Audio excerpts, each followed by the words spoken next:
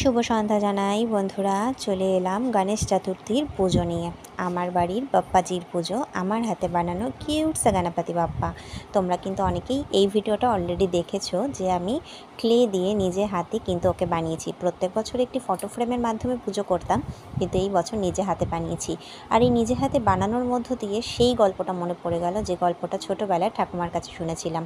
পুরাণের কথা, কি করে গণপতি বাপ্পার জন্ম হয়েছিল।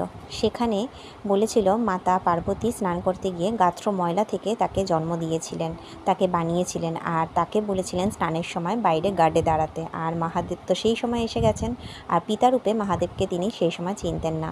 মহাদেব তো রাগের চোটে তার মস্তকটি উড়িয়ে দিয়েছিলেন তার ত্রিশূল দিয়ে। কিন্তু যখন জানতে পারেন পার্বতীর থেকে যে তিনিই তার সন্তান, তখন আবারও তার একটি মাথার ব্যবস্থা করা হয়, আর সেখান থেকে কিন্তু হাতির মাথা দিয়ে তার মাথাটি আবারও জোড়া লাগানো হয়। আর সেই সময় বলা হয় যে সর্ব কাজের শুরুতে এবং সর্বপুজোর শুরু তাকে দিয়েই শুরু হবে।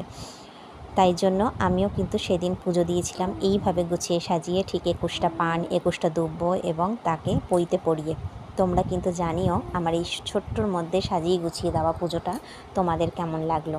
নিজের মতন করে দিয়েছি, কোনো ভুল ত্রুটি থাকলে অবশ্যই ক্ষমা করে দিও। নিজের আনন্দে নিজের ভালোবাসায় পুজোটি দেওয়া। কেমন লাগছে আমার গণপতি বাপ্পাকে নিজে